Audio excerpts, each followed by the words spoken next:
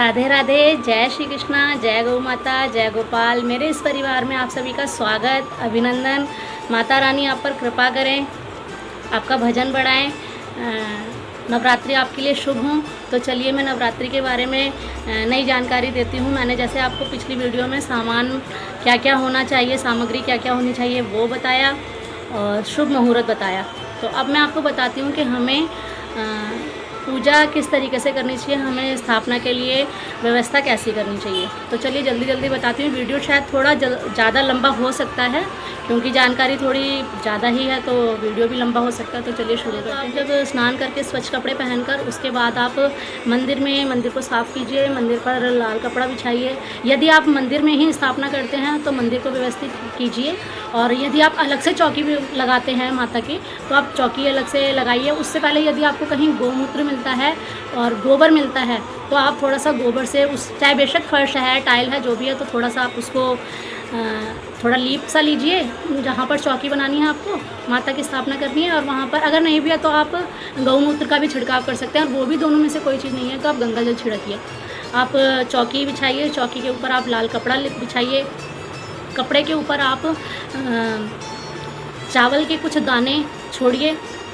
चावल आप हमेशा पूजा पाठ में साबुत ही लेना चाहिए, और आप जानते ही होंगे, साबुत लेते भी होंगे। तो थोड़ा सा चावल छोड़िए वहाँ पर। फिर आप माता रानी की जो आप मूर्ति, तस्वीर, स्वरूप जो भी आप रखना चाहते हैं वो आप रखिए। देखिए, ये एक चौकी के बारे में मैं आपको बता रही हूँ कि चौकी में स्थापना कैसे करनी है, जो आप अलग से चौकी लगाते हैं। और यदि आप मंदिर ही है, मंदिर में ही आपको व्यवस्था करनी होती है, तो वहाँ तो आप सारी चीज़ें हैं ही, बस उसमें जो चीज़ मैं आपको बता रही हूँ वो आप लगाते जाइए, करते जाइए। तो माता की आप तस्वीर पर, स्वरूप पर चुनरी चढ़ाइए। माता को थोड़ा जो माला है या जो भी कुछ आप लेके आए हैं वो भी पहनाइए। आप नवग्रह चावल और लौंग, इलायची, इससे आप नवग्रह बनाइए। नवग्रह बनाकर, यदि आप कहेंगे तो मैं वीडियो बनाकर आपको दे दूँगी कि नवग्रह किस तरीके से बनाए जाते हैं। तो नवग्रह बनाइए। नवग्रह में आप थोड़ा सा नवग्रह बना के उसके ऊपर लौंग और इलायची रखिए। 2 लौंग, 2 इलायची नवग्रह पर। एक आप दूसरी तरफ बनाइए, षोडशी मातृका बोलते हैं, जिसे 16 माता के स्वरूप होते हैं वो बोलते हैं, वो आप बनाइए। वो भी इसी तरीके से चावल से बनाइए। अच्छा, चावल या तो आप जैसे हैं वैसे ही ले सकते हैं, नहीं तो आप उसे हल्दी से रंग लीजिए। सबसे अच्छा है आप उसे हल्दी से रंग के वो चावल आप इस्तेमाल कीजिए पूजा में। तो ये कीजिए। अब आप कलश तैयार कीजिए। तो कलश में आप गंगा जल, सुपारी, चावल के दाने, फूल, एक सिक्का, और यदि आपके पास हल्दी की गांठ है तो वो आप डाल सकते हैं, नहीं है तो कोई बात नहीं, आप रहने दीजिए। डालकर उसको जल से भर लीजिए। ऊपर से उस पर पान के पत्ते लगाइए, 5, 7, 9 आप जितने भी लगा सकते हैं। यदि ना हो तो अशोक के पत्ते भी ले सकते हैं। फिर आप नारियल तैयार कीजिए। नारियल पर आप पहले कलावा बांधिए और उसमें आप 11 रुपये या जो भी आपकी शर्त हो आप उस नारियल में रख सकते हैं। नारियल में रख के आप कलावे से उसे बांधिए, और उसके बाद स्वस्तिक बनाइए। रोली से आप स्वस्तिक बनाइए उस पर, और स्वस्तिक आप कलश पर बनाइए, नारियल पर बनाइए, और जो आप खेतरी बीजते हैं उस पर बनाइए, जो पात्र खेतरी के लिए उस पर बनाइए। दीपक जो जलाते हैं उस पर बनाइए। दीपक की जो प्लेट है उस पर बनाइए। एक सुपारी के गणेश जी भी आप बनाइए। गणेश जी पे जैसे कलावा हम बांध कर बनाते हैं, आप वो भी बनाइए। तो उसके बाद आप नारियल जब उस पर चुन्नी बांध देते हैं, कलावा बांध देते हैं, उसको आप कलश पर स्थापित कीजिए। स्थापित करने के लिए वो जो, जैसे यदि हम खड़ा इस तरीके से रखते हैं नारियल को, तो जो उसकी जो पेड़ से जो जुड़ा होता है वो हिस्सा हमारा नीचे होना चाहिए कलश में, और ऊपर की तरफ चोंच वाला हिस्सा होना चाहिए। और यदि हम इस तरीके से रखते हैं तो हमारी तरफ नारियल की जो तने वाली जो जगह है जहाँ से नारियल पेड़ से जुड़ा होता है वो हमारी तरफ होना चाहिए, और दूसरी जो चोंच वाली जो जगह है वो माता की तरफ होना चाहिए, मंदिर की तरफ होना चाहिए। तो ये सभी तैयारी होने के बाद आप दीपक की तैयारी कीजिए। अखंड ज्योत जलानी है तो बत्ती बनाकर आप उसमें बत्ती भरकर उसमें डालिए, और आप उसमें घी भरकर तैयार कीजिए उसे। फूलों से थोड़ा सा सजाइए। आप बहुत अच्छे से जैसे भी आप सजाना चाहते हैं, जैसा आपके मन का भाव है, आप फूलों से सजाइए, उसे तोरण लगाइए, अपने घर के बाहर भी तोरण लगाइए पत्तों का, और जैसे मर्जी आप सजा सकते हैं। तो इसके बाद ये सारी सामग्री होने के बाद आपकी जब सारी तैयारी हो जाए तब आपकी बारी है अब पूजा शुरू करने की। तो सबसे पहले आप दीपक जलाइए, छोटा दीपक जलाइए पहले, जो एक दीपक छोटा अलग से, और अखंड ज्योत जलाने के लिए अलग से, यदि आप अखंड ज्योत जलाते हैं तो। और ये सब करने के बाद आप रोली लगाइए माता को श्रृंगार कीजिए, माता को फूल चढ़ाइए, माता को हार पहनाइए, कलश पर हार पहनाइए। और सब तरीके से जब ये हो जाए उसके बाद जब आपने गणेश वंदना कर ली, जो आप करते हैं रूटीन की पूजा या जैसे भी आप करते हैं, वो करने के बाद आपको जो हम कंडे पर हम उसे अग्यारी लगाना बोलते हैं, मतलब कंडे पर उपला जो होता है गाय के गोबर का, उसको हम थोड़ा सा सुलगा लेते हैं। फिर उस पर घी डालकर बतासे से, जो बताशा होता है, बताशा लेकर उस पर 2 लौंग के जोड़े, लौंग का जोड़ा हमें हमेशा जोड़े से ही चढ़ाना चाहिए, और उसके ऊपर फूल जो होता है वो ज़रूर होना चाहिए जब हम माँ को अर्पित करते हैं। तो आप पहले बताशा चढ़ाइए, फिर 2 लौंग चढ़ाइए।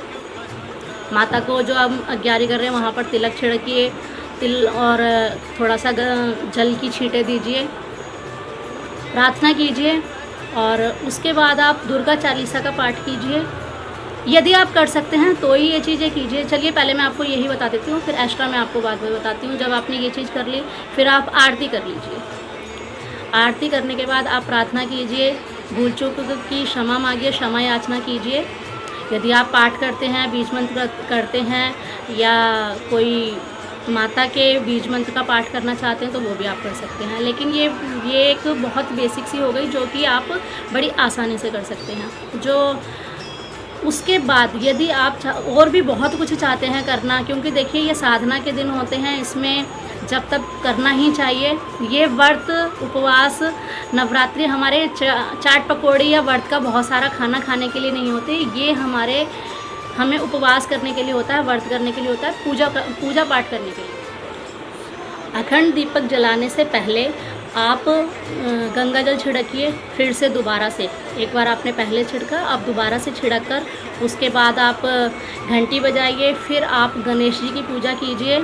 अच्छा, गणेश जी की नवग्रह की पूजा और षोडश मातृका जो हमने बनाई है उसकी पूजा अलग अलग करनी इसी तरीके से, लेकिन बारी बारी। सबसे पहले आप गणेश जी की करेंगे, फिर आप नवग्रह की करेंगे, फिर आप षोडशी मातृका की जो 16 देवियाँ बनाई हैं उनकी करेंगे। तो कैसे करेंगे? सबसे पहले आप गंगा जल छिड़केंगे, बारी बारी से गंगा जल छिड़केंगे। उसके बाद आप उस पर चंदन लगाएंगे, चंदन या फिर रोली जो भी आपके पास है उसका तिलक लगाएंगे।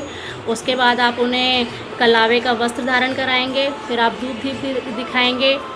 फल, मेवा, मिष्ठान जो भी आपके पास भोग के लिए रखा है आप वहाँ पर वो देंगे। ये मैं आपको बहुत बेसिक सी चीज़ बता रही हूँ जिससे आपकी पूजा पूरी तरीके से संपन्न होगी।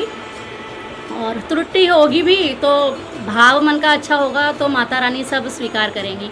तो बाकी हम अपनी तरफ से कोशिश पूरी करते हैं कि हाँ अच्छे से हो, और मन का भाव होता है तो वो अच्छे से होता भी है। तो फिर आप उसमें फल चढ़ाइए, धूप दीप दिखाइए। ये इसी प्रकार से आपको पहले गणेश जी को करना है, फिर नवग्रह करने हैं, और फिर षोडशी मातृका का करना है, जो 16 देवियाँ हैं उनका करना है। ये तो मैंने आपको बताया कि आरती करके आप ये पूजा यहाँ पर समाप्त कर सकते हैं। लेकिन यदि आप और भी पूजा करना चाहते हैं, और भी कुछ करते हैं, तो देखिए आरती से पहले जो मैंने आपको अग्यारी बताई है उसके बाद आप क्या क्या करें। आप दुर्गा चालीसा करें, आप दुर्गा सप्तशती का पाठ करें। दुर्गा सप्तशती के पाठ की अलग अलग विधियां हैं, अलग अलग क्रम है इसका। मैं इसकी वीडियो आपको आने वाली वीडियो जो होगी मेरी ये दुर्गा सप्तशती पर ही होगी, क्योंकि ये बहुत विस्तार से जानकारी देनी होगी, तो ये मैं आपको अगली वीडियो में दूंगी। ये आज जो है वो पहले दिन के लिए है, तो आप पहले दिन से क्या करें। हाँ, पहले दिन से आप ये कर सकते हैं कि आप माँ भगवती के बीज मंत्र का, जो 2 मंत्र मैं आपको बताती हूँ, बहुत आसान है। यदि आप करना चाहें तो पहले दिन से, क्योंकि हमें पहले दिन से ही शुरुआत करनी है यदि हमें 9 दिन करने हैं। तो देखिए माँ का बीज मंत्र है ओम ह्रीं क्लीं चामुंडाई विच्चई नमः। इस मंत्र का आप जितना चाहे जप कर सकते हैं, जितना चाहे कर सकते हैं। आप 5 माला कीजिए, आप 11 माला, लेकिन अगर आपसे हो सके तो आप कोशिश कीजिए 11 माला करें। पूरे दिन में 11 माला करें, एक बार में 11 माला करें, चाहे आप सुबह शाम 11, जैसे आप की आपका सामर्थ्य हो, जैसे आप करना चाहे कर सकते हैं, लेकिन कोशिश कीजिए 11 माला तो आप कर ही सकें। 11 माला का पाठ करने से आप 9 दिन पाठ करेंगे तो आपका संपूर्ण पाठ, आपकी मंत्र जाप हो जाएगा। तो इस मंत्र का आप जाप कर सकते हैं। और आगे मैं आपको और भी मंत्र बताऊंगी। फ़िलहाल आप इस मंत्र का, ये छोटा सा मंत्र है और बीज मंत्र है, तो आप इसका जाप आसानी से कर सकते हैं। दुर्गा सप्तशती पाठ के बारे में भी बताऊंगी, कवच के बारे में, सब चीज़ें विस्तार से बताऊंगी। आज के लिए बस इतना ही। अब बारी है पूछे गए प्रश्न के जवाब की। तो मैंने आपसे पूछा था कि नवरात्रि कितने होते हैं, साल में कितने नवरात्रि आते हैं। तो साल में 4 नवरात्रि आते हैं, 2 गुप्त नवरात्रि होते हैं और 2 ये अश्विन के और चैत के होते हैं। तो 4 नवरात्रि होते हैं। ये था पिछली बार की वीडियो में पूछे गए प्रश्न का जवाब। अब मैं आपसे पूछती हूँ आज का सवाल। तो आज आप मुझे बताइए कि माँ दुर्गा के कितने स्वरूपों की पूजा नवरात्रि में होती है। तो जल्दी से आप मुझे जवाब दीजिए।